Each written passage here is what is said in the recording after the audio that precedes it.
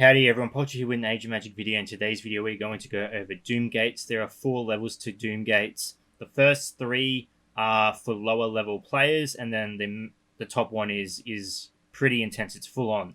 So we're going to go over a bit of things you guys need to know and how you can prepare for this and what you need to do so you can get 100%, because it's super important. The 3 most important things about this raid is, number 1 is you can only use dark heroes. Currently, there have been a lot of light heroes released into the game, so since the last time Doom Gates were in the game, the dark side squads haven't become significantly stronger. The second thing is, this is the raid you need to do to get your hero stones to unlock Blood Emperor. Super important because he can be used in this raid as well, and he's quite a decent hero. Third of all, if you are doing the top level raid, which is level 4, you need all 30 of your members to be active, and they need to know what they're doing. 6 of the 10 members in the raid need to be on the ball, because if they make a mistake, and trust me, I've been in the top clans since the beginning of the game, and I have not had one Doom Gates come around yet where someone has not made a mistake, because I'll show you why. It can be quite complicated. So we're going to go over the paths the important people need to take and what you need to enforce into your members they need to watch out for.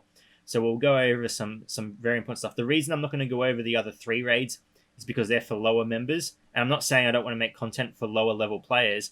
What I'm saying is that lower level players are working on their roster to achieve different things. Event heroes, you're trying to make your regular raid teams. You aren't building dark heroes specifically for the Doom Gates. What you're going to be using is just what dark heroes you have, okay? You're not going to have the teams I'm probably going to show in this video, but you can start working on them so that when you get to the point where you're up to the final raid tier, you can use these teams. Because if you start working on these heroes early on, they're going to be usable no matter what. You're not going to be you're not going to be getting Abaddon in the first raid tier, okay? It's just not possible. You're going to have kobolds. Use kobolds, use whatever you've got. Just push as far as you can. So we'll go over the map that I've changed a little bit. Then I'll show you the teams that I use personally and what I've heard other people use. And then you guys can decide what you want to do from there. So why do you need 10 members active? The reason for that is because there is 8 lanes, but there are 10 different paths you can take. They spread out later on. So don't be deceived by that. That is the most important thing. And 6 of the 8 original lanes are super important, because if you make a mistake in one of these lanes, you are very unlikely to recover from it. We'll start with the least important, which is the blue one. Now, this is the exact same. You see 1, 2. It's the second lane in. It's the same on this side as well. If you look at in case you're not noticing it, there's my mouse on the screen. I'm pointing to it. Okay, the second lane in from both sides. This guy needs to go straight up and then right and clear this node. Same on this side. Straight up and left and clear this node. This node is in line with the outside lane. It is not their responsibility to clear that. They cannot clear it. It is not possible. If one of these 2 players shoots up by accident, you failed the raid. You cannot get 100%. The reason for that is because these 2 players on both sides need to go up and right and up, and this is the part where they need to split off. One player needs to keep going up, the other one needs to split right again, and this is where the 10th or the 9th and 10th lane come into it. This side bit right here, these 2 nodes are what causes the biggest issues, because if you don't have 2 players going up this side, you're not going to be able to split them. One player can't go this way and go this way. You're going to have 2 players go this way and this way. So most people name this lane A1, AB, and then A, B, C, D, E, F, G, H. Is it H? Whatever. H1 and H2. So you're going to have 2 members in this lane, 2 members in that lane, and they're going to go up, and they're going to do that task on both sides. On the left side, you're going up, going left, going up. One of them's going up again, and then the other guy's going left again. And that's going to get these 2 nodes. These 1, 2, 3, 4 are the 9th and 10th lane of the raid. You can't see it at the beginning, but later on, that's where it screws people over. Because, Sarah or James or Dickhead, they go straight up and they're going to ruin it for everyone. Most of the time, it's just a genuine mistake because you're just so used to going forward that you don't realize that, hey, I've needed to split off. Some people just click it by accident. They're not paying attention. Pay attention. It is super important because people want this Blood Emperor. He's a good hero. You need to get him. You don't need to get him, but he's great. He is a good hero, and he's going to increase everyone's roster. Clan Wars, good hero to have. He can clear some versions of the Archon squads. He can clear Danae squads that are popping up at the moment, so he is a good hero. Pay attention, listen to your clan leaders, listen to your officers, figure out your lane, and put it in your mind. Burn it in there because, hopefully this raid keeps coming around, and the sooner you remember what you need to do, the better, and just don't make the mistake. If you know you have lazy players in the raid or people who are not as well equipped as other players, not necessarily lazy players, but people who aren't on all the time, or put them in these lanes here, the middle 4, because all they need to do is clear their lane up to here, up to this point. That's 2 players going straight up and just clearing this little side bit. It's not complicated. Anyone can do it. Just stick to the inside part and they should be fine. So we'll go over some teams you can use. I have 2. You may have some more. If you do, discuss it with your clan members. I'm sure there are other teams out there. I'll show you the team I originally used in the Doom Gates, and it worked really well for me. It has a lot of self-sustaining and healing. So we'll go over the teams, and then you guys can decide what you want to do from there. So the first team I'm going to suggest to people is the team I used personally back in the original Doom Gates. It's the team I'm going to use this time as well because it's really reliable. It does require you to play it on manual a bit further into the raid. You can risk it, play auto if you want. I just wouldn't suggest it. Remember, you can only use dark heroes, and you have a very high chance of burning through your heal kits if you're not paying attention. And they're the same heal kits you use in Raid 5. You probably got stacks of them, but you can burn through them if you're not paying attention. And if you do, you're going to put stress on your raid. So why do I use this team? We have Azariel, obvious choice, great healer, invulnerability, good damage dealer.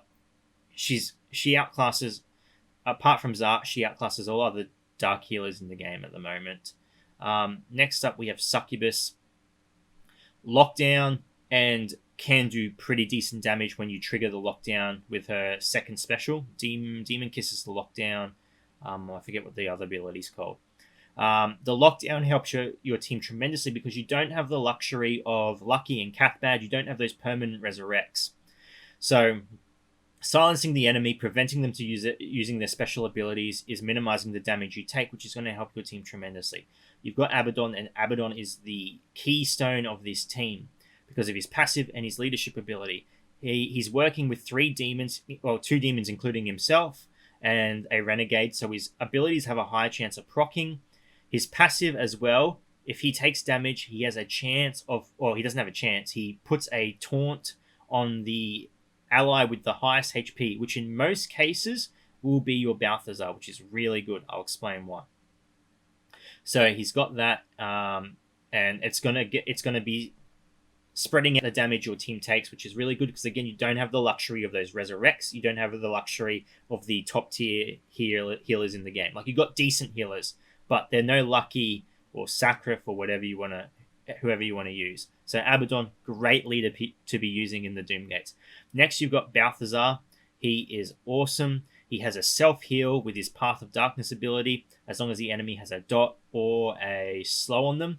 And that's why he is going to be getting that taunt most of the time, because he can keep his health up. So, yeah, it's going to work really well.